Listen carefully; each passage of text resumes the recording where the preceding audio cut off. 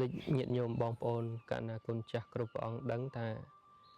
ការរស់នៅប្រចាំថ្ងៃរបស់យើងគឺតែងតែមានការអាស្រ័យតាក់ទងគ្នាទៅវិញទៅមកយើងមិនអាចរស់នៅតែឯងនិយាយតែឯងបានទេអញ្ចឹងតែងតែប្រស័យតាក់ទងជាមួយមិត្តភ័ក្តិជាមួយបងប្អូនដទៃអីចឹងទៅអញ្ចឹងកាលណាប្រសិនបើអាស្រ័យតាក់ទងគ្នាវាតែងតែមានការសាបគប់នោះវាអាចនឹងជួបហៅថាកល្យាណមិត្តនឹងអាចជួបនៅបាបមិត្តអីជាដើមអញ្ចឹងទៅអញ្ចឹងផលនៃការសាបគប់បាបមិត្តនិងកល្យាណមិត្តនេះគឺវាមានផលខុសគ្នាអញ្ចឹងក្នុងឱកាសនេះខ្ញុំកណ្ណាអាត្មាភាពបានឱកាសជាមួយនឹងលោកម្ចាស់កោសលមនីកុសលបានសម្ដែងសម្ដាតាក់ទងអំពីការសាបគប់មិត្តខ្ញុំកណ្ណាចង់សួរលោកម្ចាស់ថាបើសិនជានៅក្នុងធម៌ព្រះអង្គមានសម្ដែងទេតាក់ទងពីការសាបគប់មិត្តអីហ្នឹងកណ្ណានមស្ការលោកម្ចាស់នៅតាមពិតបើយើងគិតនៅក្នុងធម៌ព្រះអង្គសម្ដែងដែរកណ្ណាដូចជានៅក្នុងមង្គលសូត្រអីដែលពពួកទេវតាទាំងឡាយទូសួរទៅព្រះអង្គថាហេតុដែលនាំឲ្យកើតមង្គលនឹងមានអីខ្លះកណ្ណាអញ្ចឹងព្រះអង្គសម្ដែងហោហែទៅនៅក្នុងនោះមានមង្គល38ប្រការកណ្ណាហើយមង្គល38ប្រការហ្នឹងព្រះអង្គសម្ដែងតាក់ទងពីការសាបគប់មិត្តព្រះអង្គសម្ដែងថាអសេវនាចពាលានកណ្ណាបណ្ឌិតានញ្ញសេវនាកិរិយាមិនសាបគប់នៅបុគ្គលពាលមួយកិរិយាសាបគប់នៅបុគ្គលជាបណ្ឌិតមួយព្រះអង្គសម្ដែងថាជាមង្គលអញ្ចឹងតាក់ទងនឹងមង្គលសូត្រនេះព្រះអង្គបញ្ជាក់ច្បាស់តាក់ទងពីការសាបគប់មិត្តហើយការសាបគប់នោះព្រះអង្គសម្ដែងទៀតថាកុំឲ្យសាបគប់បុគ្គលពាលហើយឲ្យសាបគប់បុគ្គលជាបណ្ឌិតហើយដោយសារតែលោកម្ចាស់សួរអញ្ចឹងខ្ញុំក៏នឹកឃើញដល់កាលដែលព្រះអានន្ទព្រះសម្មាសម្ពុទ្ធព្រះអង្គទូសួរព្រះអានន្ទថាមនាលអានន្ទតើកល្យាណមិត្តនឹងមានតម្លៃប៉ុណ្ណាទៅព្រះអង្គក៏តបទៅថាព្រះអានន្ទក៏តបទៅព្រះអង្គថាបបិទ្ធព្រះអង្គដោយចម្រើនកល្យាណមិត្តនឹងមានតម្លៃស្មើពាក់កណ្ដាល5អរិយធម៌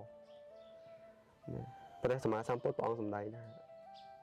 កល្យាណមិត្តនេះមិនមែនមានតម្លៃត្រឹមតែពាក់កណ្ដាល5អរិយធម៌ទេគឺមានតម្លៃស្មើ5អរិយធម៌ទាំងមូលអញ្ចឹងព្រះអង្គឲ្យតម្លៃលើកល្យាណមិត្តហើយបើយើងលើកឧទាហរណ៍ក្នុងពេលបច្ចុប្បន្នដូចលោកម្ចាស់ឃើញហើយបើសិនជាយើងសាបគប់បុគ្គលពាលទោះបីជាខ្លួនយើងល្អក៏ដោយប៉ុន្តែចូលទៅក្នុងចំណោមហ្នឹងយូរទៅវានឹងទម្លាប់ខ្លួនទៅជាមនុស្សមិនល្អការសាបគប់អញ្ចឹងការសាបគប់នឹងសំខាន់វាការអស់ទាញតែបើនៅក្នុងចំណោមនោះន័យថាយើងវាមិនល្អយើងវាមិនសូវល្អអីទេយើងក៏មិនមែនជាអ្នករៀនអ្នកអីដែរប៉ុន្តែទៅសាបគប់ទៅប៉ះសិតអ្នករៀនយូរទៅអាទម្លាប់របស់យើងវាដើរទៅតាមគេអញ្ចឹងមិនថាបរិបទនៃការអស់ទាញហ្នឹងសំខាន់បើសិនជាយើងដើរត្រូវអាហ្នឹងល្អប្រសើរតែបើសិនជាយើងគិតខុសយើងសាបគប់ខុសអាហ្នឹងអត់ល្អប្រសើរដូចអ្នកខ្លះដំបងហើយល្អជាយើងឃើញល្អជាប៉ុន្តែយូរទៅដូចថាស្គាល់មិត្តភក្តិស្គាល់អីកាន់តែច្រើនទៅការសាបគប់ហ្នឹងវាកាន់តែបែកឆ្ងាយទៅលែងស្ដាប់ឪពុកម្ដាយលែងស្ដាប់គ្រូនិយាយទៅលែងចូលទៅជាក្រៅពីមិត្តភក្តិមកនិយាយអត់ចូលអាហ្នឹងវាជា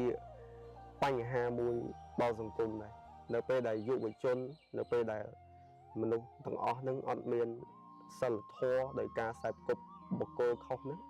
អាហ្នឹងធ្វើឲ្យមានបញ្ហាអសន្តិសុខសង្គមដោយលោកម្ចាស់ឃើញពីស្ថានភាពសង្គមបច្ចុប្បន្នឃើញការសាបគប់ហ្នឹងវាមិនអាចបណ្ឌិតឯណាទៅធ្វើកិច្ចការងារគប់កញ្ចក់ឡានគប់អីគេកើតទេហ៊ាននិយាយថាបណ្ឌិតមិនអាចទៅធ្វើអញ្ចឹងកើតទេប៉ុន្តែបុគ្គលពាលអាចធ្វើបានអញ្ចឹងយើងឃើញហើយសួរថាបើអ្នកទាំងអស់ហ្នឹងយុវជនទាំងអស់ហ្នឹងបើសិនជាពួកគាត់មានការគិតវែងឆ្ងាយហើយនៅក្នុងចំណោមពួកគាត់សត្វតែអ្នកចេះដឹងគាត់មិនអាចធ្វើចឹងបានទេនឹងយើងអាចយល់បានហើយបើចំពោះការសាបគប់កល្យាណមិត្តមិត្តល្អ គណា ណានាំយើងឲ្យទៅធ្វើរឿងល្អណាបើសាប់គប់បើដូចណាយើងជាអ្នករៀនអីចឹងក៏យូរទៅវាខំរៀនខំអីទៅតាមទៅណា គណា ចឹងមិនថារស់នៅទីណាគឺបរិបទវាប្រកបជាទៅទីហ្នឹងណានៅជាមួយអ្នកជក់ ណា ណានៅជាមួយអ្នកលេងនៅជាមួយអ្នកកាប់នៅជាមួយអ្នកចាក់អាហ្នឹងវាកិច្ចអត់ផុតទេពីស្ថានភាពសង្គមបច្ចុប្បន្នដែលយើងគួរតែទទួលស្គាល់ គណា ប៉ុន្តែដើម្បីឲ្យសង្គមនឹងអាចរីកចម្រើនទៅបានកណាគិតថាអាស្រ័យលើការខ្សែគប់នេះជាធ្លុងសំខាន់មួយ គណា ណាបើសិនជាការខ្សែគប់បុគ្គលទាំងអស់ហ្នឹងខ្សែគប់តែបុគ្គលពីរយើងមិនបាច់ទៅរកសង្គមរីកចម្រើនទៅបានទេ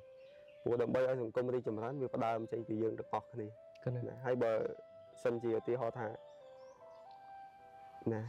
យើងខ្លួនឯងមិនកើតផងហើយតែចង់ឲ្យសង្គមទាំងមូលរីកចម្រើនវាអត់ទៅរួចទេអញ្ចឹងជារួមមកដូចលោកម្ចាស់បានសួរហ្នឹងសួរពីខាងដើមថាតើ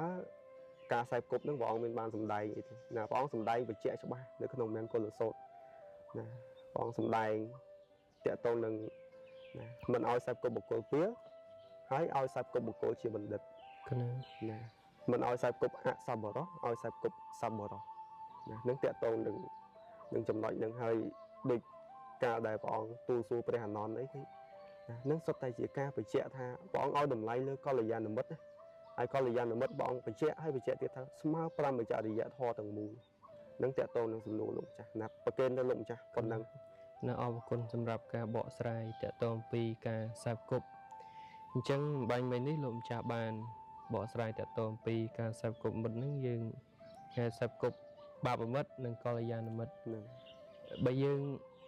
យើងទុកធម៌ម្លាយសិនយើងក៏លេចមកមើលសង្គមបច្ចុប្បន្នបើយើងឃើញសង្គមបច្ចុប្បន្នជាធម្មតាបើសិនជាឧទាហរណ៍ថាបុគ្គលហ្នឹងគាត់ជាបុគ្គលលួចឆក់ប្លន់អញ្ចឹងដែរអញ្ចឹងមានប្រមាណអ្នកក្នុងហ្នឹងគឺសុទ្ធតែអ្នកប្រព្រឹត្តដូចគ្នា ណា មិនអាចជាអ្នកប្រព្រឹត្តល្អហើយទៅចូលខ្លួនជាមួយនឹងអ្នកលួចអ្នកឆក់អ្នកប្លន់ហ្នឹងឯងអញ្ចឹងវាតកតងអំពីការខ្សែគប់នេះវាជាផ្នែកមួយសំខាន់ក្នុងសង្គមជាតិរបស់យើងប្រសិនបើយើងនឹងឯងទៅខ្សែគប់នៅកល្យាណមិត្តល្អក៏ដឹកនាំទៅរកផ្លូវល្អអីជាដើមអញ្ចឹងទៅក៏ប៉ុន្តែប្រសិនបើយើងនឹងឯងទៀតសោតទៅខ្សែគប់នៅបាបមិត្តអាក្រក់អញ្ចឹងការប្រព្រឹត្តក្នុងសង្គមហ្នឹងក៏ទៅតាមភាពអាក្រក់អញ្ចឹងទៅ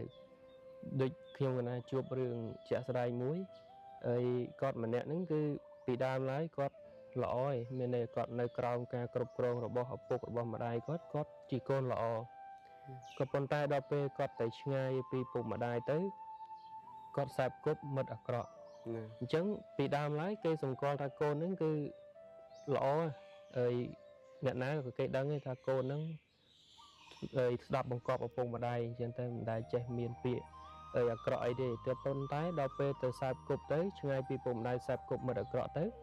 អូសទាញគាត់ទៅប្រព្រឹត្តអំពើអាក្រក់អីអញ្ចឹងទៅក៏មានព័ត៌មានលេចលឺជាប់គុកច្រកច្រវាក់អីអញ្ចឹងទៅក៏នឹងដោយសារតែការខ្សែគប់នឹងឯង ចឹងការខ្សែគប់នេះគឺសំខាន់ក្នុងសង្គមបច្ចុប្បន្នហើយយើងសម្គាល់ថាបើសិនជាយើងខ្សែគប់ល្អនោះយើងនឹងប្រព្រឹត្តខ្លួនល្អបែបនោះដែរបើសិនបើយើងខ្សែគប់